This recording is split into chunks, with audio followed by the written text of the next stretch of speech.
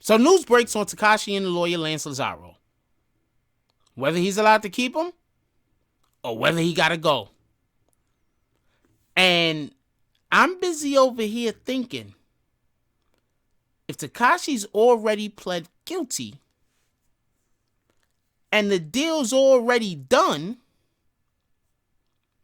what difference does it make?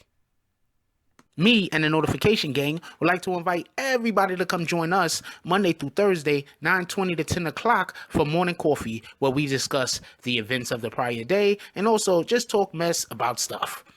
See you then.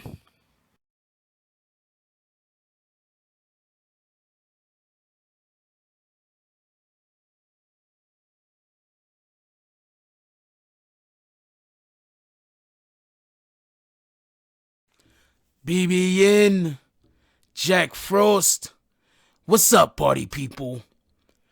Alright, so, yeah.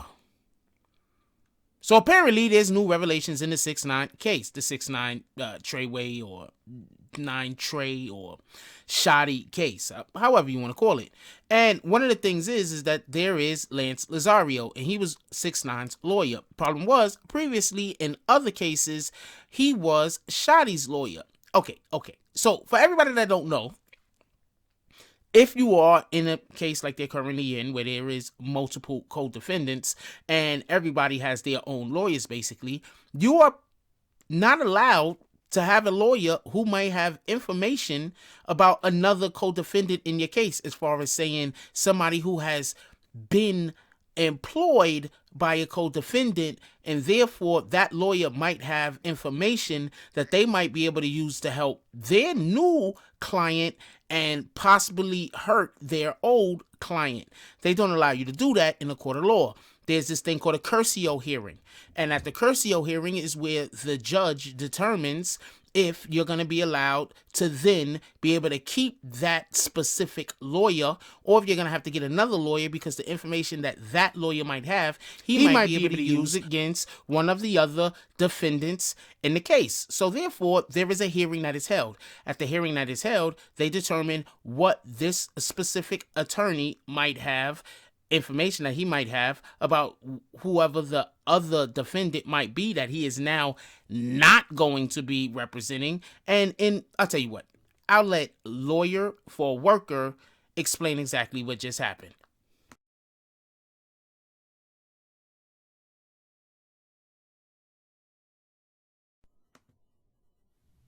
All right, I got the update on the Tekashi69 case. Lance Lazaro, Tekashi's lawyer, is going to be allowed to stay on.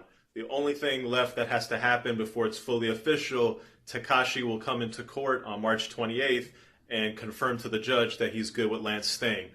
And it's a very interesting development. The other defendants had initially indicated that they were going to challenge Lance's right to stay on the case. The judge gave them a chance to file something to challenge it, but then the other defendants decided, you know what, they don't want to challenge it, and they're good with Tekashi keeping Lance. Interesting. We'll see what happens. As you guys already know, Tekashi has pled guilty, and there's not anything for Lance to do other than argue for a light sentence. The last time, Lance was actually in the exact same situation, because in the charges that Tekashi had in New York State Court, Tekashi pled guilty. Lance went in there, he argued the sentencing, and a lot of people weren't sure whether or not to.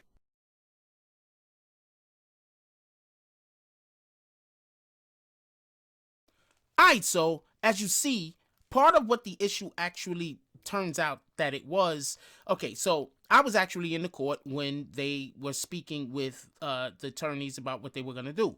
And so the judge turns to Lance Lazaro and told Lance Lazaro, what I need to know is I need to know everything that you actually did for Shotti. Everything that happened in the specific case that when you represented, Kafano Jordan. Then the judge turns to Kafano Jordan, Shotti, and says, I want you to then also write out everything that you had told Lance Lazaro, every way that Lance Lazaro helped you. Because look, see, this is the issue. If he knows the intricacies of Shotti's organization, then he could use that information in order to help his client get off.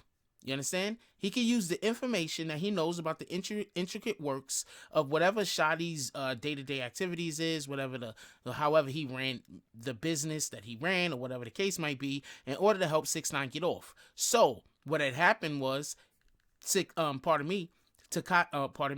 Shotti and the other individual, I forget who it is off the top of my head, that Lance Lazaro had actually defended at one point or another. They're the ones that alerted the court, Shotti specifically, I was in the courtroom when he did it, alerted the court to the fact that Lance Lazaro was probably going to be a hindrance to there being a fair court hearing, that there was going to be a fair trial. So when everybody looks at Tekashi69 and say, oh man, he snitched, maybe there was a deal on the table. I'm pretty sure all of them have deals on the table, just so we can be clear of that. I'm pretty sure every single which one of them were approached at one time or another by the government with a plea deal, because they want to know everything that you know. You understand what I'm saying? They want you to go and just admit to the things that you've done, and if they can, get you to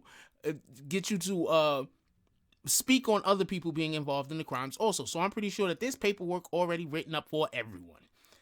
So what happens is, when they remove Lance Lazaro from the case, you kind of put Tekashi69 in a situation where, you know, how am I going to not go to jail for the rest of my life? And he's not really a gang guy. He's not really, I'm not even going to say a gang guy, but he's not really built to be in prison for 60 years. I'm not saying anyone is, but I'm saying I'm pretty sure he isn't. Okay, so one of the points in which I do want to make real quick is they are going to let Lance Lazaro, at least from what I hear, basically what Lawyer for Workers said, go back to being Tekashi's lawyer. But I'm pretty sure the only reason why they're going to allow for him to still be Tekashi's lawyer is because Tekashi pled out. If Tekashi was still trying to go to court, if there was still going to be a court date or whatever the case might be, if they were still going to trial, anything like that, I'm pretty sure he would not be allowed to be Tekashi's lawyer. But now, since the only thing that he's basically going to be doing is working with paperwork and basically helping them go through the process already because he's pled guilty,